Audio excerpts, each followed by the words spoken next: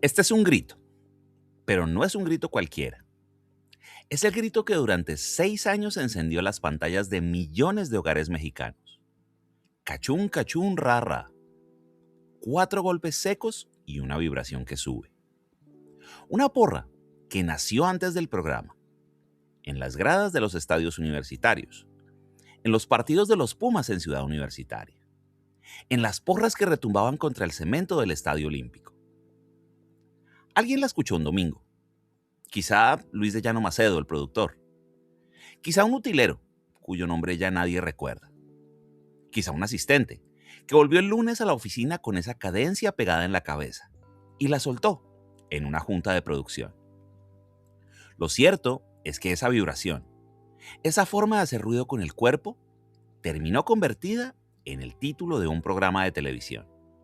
Sin traducción, sin adaptación, tal cual sonaba en la tribuna. El Foro 5 de Televisa San Ángel. A principios de los 80 ese foro era una caja de concreto con gradas falsas, con un pasillo de utilería que imitaba los lockers de una preparatoria, con pupitres de madera comprados por mayoreo. Pero cuando las luces se encendían y el elenco entraba coreando, las paredes temblaban. Y no era un efecto de sonido, era la energía de 30 jóvenes que ensayaban coreografías, chistes, gestos que luego se volverían rituales para una generación entera de adolescentes, que hasta entonces no se habían visto reflejados en la pantalla. El grito no era el telón de fondo del programa, era el programa mismo, la señal de que algo distinto estaba por empezar. Algo que no olía a televisión de adultos, a noticiero, a telenovela de señoras. Olía a pasillo de escuela, a recreo, a sudor de ensayo. Y bastaba ese grito para que millones de muchachos en toda la República soltaran lo que estaban haciendo y corrieran a sentarse frente al televisor. Luis de Llano Macedo venía de un éxito teatral que nadie esperaba. En 1981 produjo con su hermana Yulisa la obra Vaselina, una adaptación mexicana del musical Grease. El montaje agotó localidades en el Teatro de los Insurgentes durante meses. Sobre el escenario, un elenco juvenil cantaba, bailaba, coqueteaba, y el público adolescente respondía como si estuviera en un concierto. Algo estaba pasando con ese público, algo que la televisión aún no había capturado. De ahí salió la primera idea: llevar esa misma energía a la pantalla chica. Una serie sobre adolescentes, pero ambientada en una preparatoria de los años 50. La nostalgia por los 50 estaba de moda en los Estados Unidos. Grease, Happy Days, American Graffiti. ¿Por qué no intentarlo en México? Los primeros bocetos de vestuario incluían faldas de vuelo y chamarras de cuero y copetes con brillantina. El problema fue inmediato. El vestuario de época era caro. Conseguir autos antiguos y utilería de los 50 y locaciones que no parecieran los 80, un completo dolor de cabeza para un presupuesto que no sobraba. Además estaba el otro problema, tal vez más profundo. Los jóvenes que harían el programa no habían vivido los 50. No era su mundo. Su mundo eran las calles de la Ciudad de México en 1981. El tráfico del eje central, los jeans, las playeras, el cabello suelto, el lenguaje que cambiaba cada semana. La decisión de ambientar la serie en la época actual se tomó entre el presupuesto y el instinto. Ni siquiera quedó registrada en un acta. Fue una conversación de pasillo entre los productores. Alguien dijo, mejor que sea ahora. Y alguien asintió. Y así se quedó. La preparatoria no se llamaría Rydell, sino Cachún. No estaría en los suburbios de una ciudad estadounidense, sino en algún rincón reconocible de la Ciudad de México. Los alumnos no cantarían rock and roll, sino lo que sonara en la radio. Esa decisión, tan práctica como improvisada, definió todo lo que vino después. El programa no sería un homenaje a otra época. Sería un espejo, aunque fuera deformado, de lo que los muchachos veían. Con su ropa, con su música, con su manera de hablar. La pandilla, antes del pupitre, ya estaba formada. Solo faltaba encontrar a los actores. A la convocatoria de Televisa acudieron más de 150 jóvenes. Y no era un casting común. No se trataba de encontrar caras bonitas que supieran decir diálogos. Se trataba de armar una pandilla que pareciera real, que se moviera como la gente en el recreo, que se riera de verdad. El CEA, el Centro de Capacitación Artística de Televisa, estaba apenas dando sus primeros egresados. La empresa había entendido que necesitaba un semillero propio, pero ese semillero todavía no daba muchos frutos. Así, la búsqueda se amplió. Actores de teatro universitario, gente de cabaret, músicos, jóvenes que no necesariamente querían ser estrellas de televisión, sino que simplemente querían trabajar. Marta Zabaleta se involucró desde la raíz. Una actriz con años de formación, con instinto para detectar presencia escénica. Y ella no solo colaboró con la selección del talento, sino que se incorporó al reparto como la temible profesora Dagoberta de Bonilla, Godzilla. Su autoridad en el set no era solo actoral, era moral. Ella había ayudado a escogerlos. Ellos la respetaban de verdad. El resultado fue un elenco que no se parecía al Star System de la televisión mexicana de entonces. Eran flacos, eran morenos, eran narizones, eran chaparros, eran estrambóticos. Tenían hambre y tenían humor. Y muchos escribían sus propios diálogos. Improvisaban sobre el guión base, añadían chistes, se interrumpían, se pisaban las líneas. El set no se sentía como un trabajo.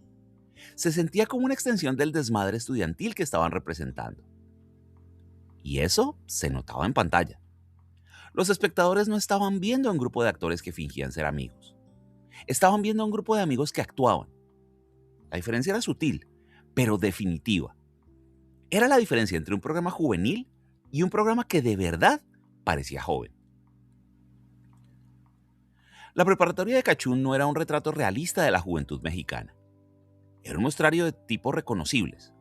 Una galería de personalidades en la que cada adolescente podría encontrar su espejo o el de su compañero de al lado. Estaba Baby, la chica dulce, interpretada por Alma Delfina. Estaba Calixto, el nerd brillante con lentes de armazón gruesa, que Rodolfo Rodríguez convertía en un personaje inolvidable, no por su inteligencia, sino por su torpeza para todo lo que no fueran los libros. Estaba Nina la Punk, la contestataria, la que alzaba la ceja y soltaba una frase filosa con Arián Pellicer. Estaba Lenguardo, el chismoso profesional, encarnado por Alfredo Alegría con una mueca que se volvió firma. Estaba Petunia, la ingenua adorable, que Lupita Sandoval cargaba de una simpatía un poco pasmada, pero imposible de resistir. Estaba Chicho, el galán involuntario, con Fernando Arau entrando y saliendo de enredos. Estaba Viri, interpretada por Viridiana la Triste, una presencia fresca y risueña que se movía entre los pupitres con la naturalidad de quien no necesita un solo adjetivo para encajar en la pandilla. Y estaba por supuesto Godzilla, la profesora Bonilla, el terror de los pasillos. El programa no pretendía profundidad psicológica. No había espacio para eso en capítulos de media hora que se grababan a ritmo de fábrica. Lo que buscaba era identificación inmediata. Cada espectador, en su casa, frente al televisor, podía señalarse o señalar a alguien. Ese es mi primo, así es mi profe de matemáticas, o yo soy igualita a Baby. Esa simplicidad que podía parecer una limitación era en realidad el motor del programa. Los personajes no evolucionaban, no tenían arcos dramáticos complejos, eran lo que eran, y esa fijación, esa permanencia de los tipos generaba un pacto de reconocimiento con el público que duró 6 años sin desgastarse. Porque uno no se cansa de verse en el espejo, aunque el espejo sea un poco chueco. A principios de los 80, la franja juvenil de la televisión mexicana era un desierto. El horario de las 8 de la noche, el llamado horario familiar, estaba ocupado por comedias estadounidenses dobladas al español neutro. Hogar Dulce Hogar, La Pequeña Maravilla, Los Beverly de Peralvillo, que aunque era mexicana, estaba anclada en un humor de otra generación.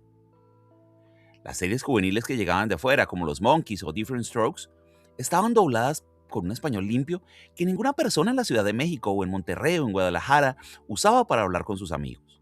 No había un espacio donde los adolescentes mexicanos escucharan hablar, donde los chistes nacieran de su propio argot, donde los problemas fueran sus problemas, la tarea, o el chico o la chica que les gustaba, o la bronca con los papás, o la falta de dinero para el cine. Cachún Cachún Rara inauguró esa franja de lleno. Salió al aire por primera vez el 2 de agosto de 1981, en el Canal 2 de Televisa.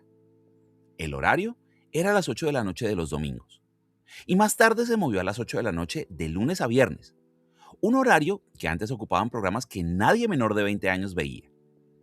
La apuesta de la televisora era arriesgada: poner a un grupo de jóvenes desconocidos a competir con lo que la familia entera estaba acostumbrada a ver. El lenguaje del programa tomaba prestado del teatro, del cabaret, de la calle. Los personajes decían que padre, o no manches, o me late, y no era un lenguaje inventado por un guionista en una oficina. Era el lenguaje que los mismos actores usaban en los pasillos de Televisa, en las fiestas, en los antros. Y eso, que hoy parece obvio, en 1981 era una novedad. La televisión mexicana le hablaba a los jóvenes en traducción. Cachún les habló en directo. Y el resultado fue una audiencia que la televisora no esperaba. Millones de muchachos se engancharon, pero también los niños y los papás. La preparatoria se convirtió en un territorio compartido, un punto de encuentro generacional que no existía en la programación anterior. La familia entera podía ver el programa y reírse, aunque los adolescentes se rieran un poco más fuerte y un poco antes. Cachún Cachún Rara era un espacio de libertad creativa para sus actores. También era una línea de producción. Al expandirse la franja de lunes a viernes en capítulos de media hora, eso significaba 130 horas de contenido al año. El ritmo de grabación era industrial. Se producían varios episodios por semana, con guiones que a veces se terminaban la noche anterior, que se calentaban en las máquinas de escribir de la oficina de Luis de Llano, mientras los actores ya estaban en el foro, ensayando coreografías. El elenco era joven y era barato. Los salarios no se parecían en nada a los de las estrellas consolidadas de la televisora. El formato era flexible, diseñado para insertar números musicales, para promocionar a los cantantes de la misma empresa. Timbiriche, que en esos años era la fábrica de ídolos juveniles de Televisa, encontró en Cachún un escaparate perfecto. Los actores del programa aparecían en los conciertos. Los cantantes de Timbiriche aparecían en los capítulos. Todo se retroalimentaba. El programa se convirtió en el semillero de una maquinaria más grande. Televisa entendió, quizá por primera vez, que los jóvenes no solo eran audiencia, eran producto. Se podían fabricar estrellas juveniles, se podían lanzar al mercado, se podían capitalizar en discos, en giras, en promociones cruzadas. El modelo de Cachún fue el prototipo de lo que después se aplicó con Agujetas de color de rosa, con Clase 406, con Rebelde, con todo el aparato de series juveniles que vendrían en las décadas siguientes. Y sin embargo, en el Foro 5, eso no se vivía como explotación. Se vivía como una oportunidad. Eran jóvenes que tenían un trabajo fijo, que ganaban un sueldo, que se hacían famosos. El sueño mexicano del artista, salir en la tele. Que eso fuera parte de una maquinaria no lo invalidaba, simplemente lo hacía más complejo. Porque la juventud que se representaba en pantalla era también la juventud que se consumía como mercancía. Y los actores estaban adentro y afuera de esa operación al mismo tiempo. Protagonistas y engranajes. Amigos y empleados. En 1982, Viridiana la Triste murió en un accidente automovilístico. Tenía 19 años. Era hija de Silvia Pinal, una de las figuras más icónicas del cine y la televisión mexicana, y estaba empezando su propia carrera. Interpretaba a Viri, una alumna más de la pandilla, con esa soltura que tienen los que actúan sin parecer que actúan. Su debut en televisión había sido precisamente en Cachún Cachún Rara, y la conexión con el público juvenil fue inmediata. La noticia cayó sobre el foro en pleno rodaje, y no hay un registro público de cómo recibió el equipo esa noticia. No hay entrevistas de la época donde los actores hablen de ese día. Lo único que se sabe es que el programa siguió al aire. La televisión, como las fábricas, no se detiene. Se graban los episodios, se emiten, se llena el vacío que deja un personaje con otro y la máquina sigue girando. El Foro 5 se llenó de un silencio que nunca salió en pantalla. Tiempo después murió Rodolfo Rodríguez. Tenía 44 años. Su Calixto, el nerd de los lentes gruesos, había sido uno de los personajes más queridos del programa. Luego murió José de Mara, otro de los actores de reparto. Y luego murió Alfredo Alegría, el inolvidable Lenguardo, de un infarto a los 60 y tantos años. Y otros nombres se fueron sumando con el tiempo. La lista, vista en conjunto, parece larga. Y la idea de una maldición del elenco de Cachún se instaló en la conversación popular. Primero como un rumor de pasillo, después como titular de revista, y finalmente como un mito que el tiempo se ha encargado de alimentar. Pero las cifras no confirman nada sobrenatural. De un elenco grande, algunas muertes prematuras, otras a edades razonables, algunas muy lejos del foco público. Lo que ocurre es que el programa había generado un vínculo tan intenso con su audiencia que cada muerte se sentía como la pérdida de un compañero de salón. Y no era una maldición, era el paso del tiempo, que golpea más fuerte cuando se le tiene cariño a quien se va. Y sin embargo, algo sí se quebró en los pasillos del Foro 5 después de la muerte de Viridiana. No en las cámaras, no en los guiones, no en los chistes que seguían fluyendo. Se quebró en la trastienda, donde los actores ya no eran personajes, sino amigos que se sentaban en las escaleras a fumar un cigarro entre ensayo y ensayo. Un pupitre se quedó vacío de verdad. Y ese vacío, aunque invisible para el espectador, ya no se llenó nunca del todo. En 1987 el programa termina, y no hay un episodio final que cierre la historia. Los personajes simplemente dejan de aparecer. Televisa guarda las cintas. No hay una ceremonia de graduación para los alumnos de Cachún. Simplemente un día dejan de grabar y los pupitres se guardan en una bodega de San Ángel.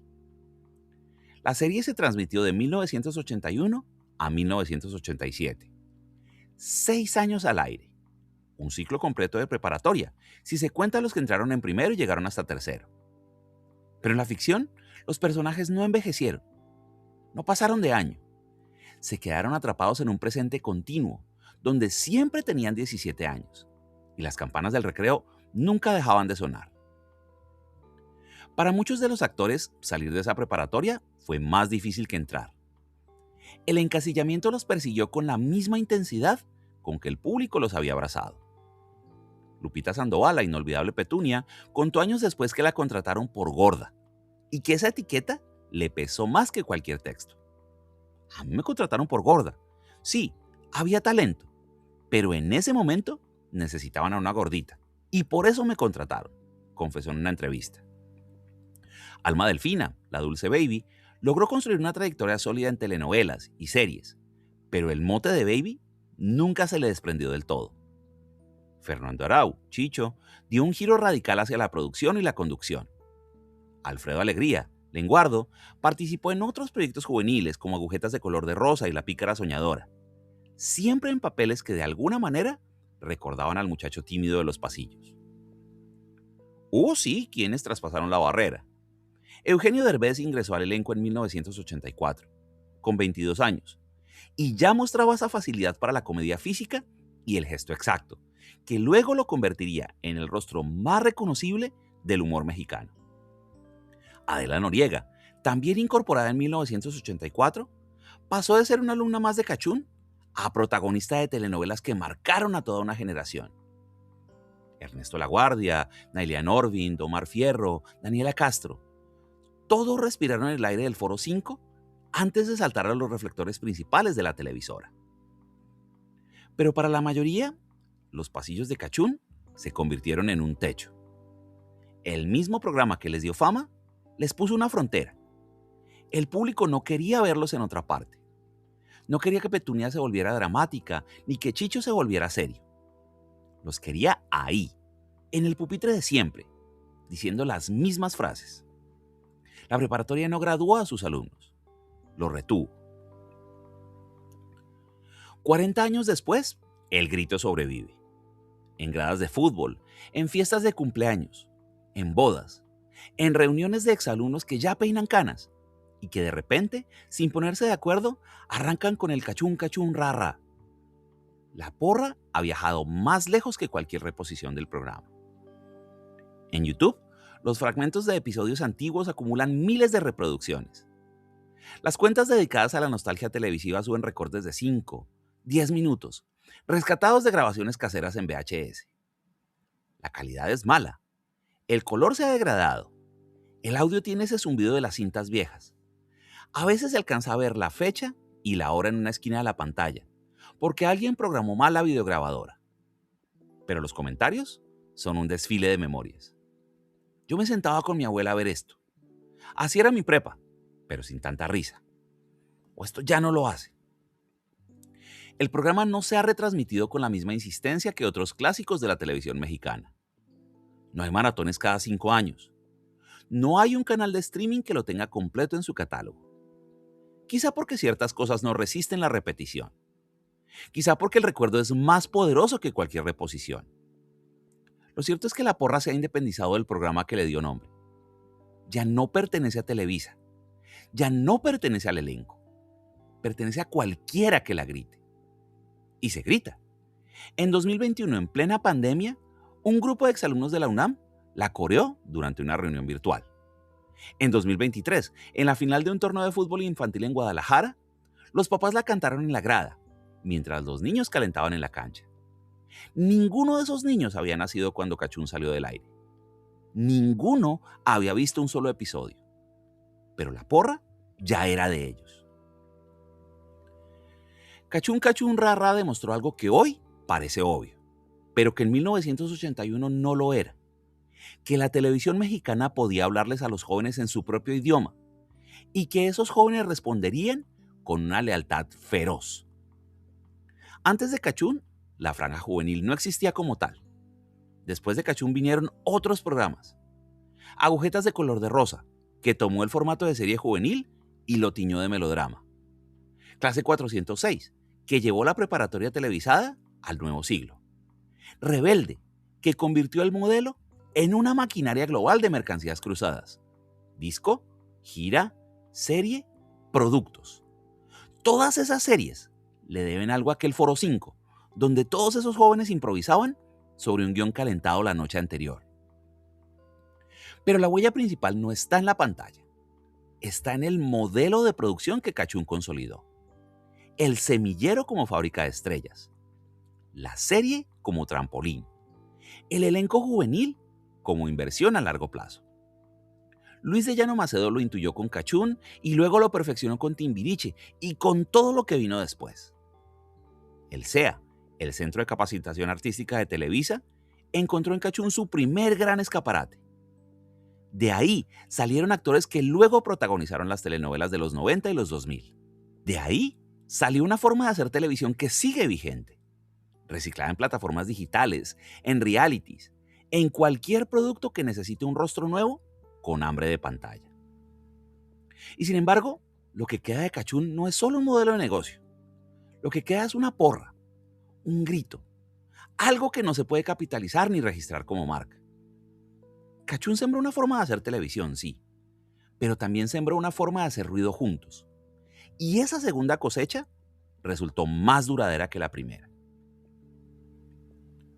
El Foro 5 está en silencio.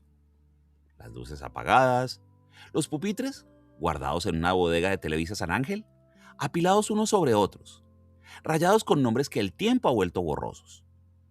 Algunos de esos muebles sobrevivieron a mudanzas, a cambios de administración, a terremotos. Están ahí, en la penumbra, bajo una capa de polvo que nadie se ha molestado en limpiar. Lo que queda del programa no está en esa bodega. Tampoco está en las cintas originales, que descansan en algún archivo con temperatura controlada, esperando una digitalización que tal vez nunca llegue.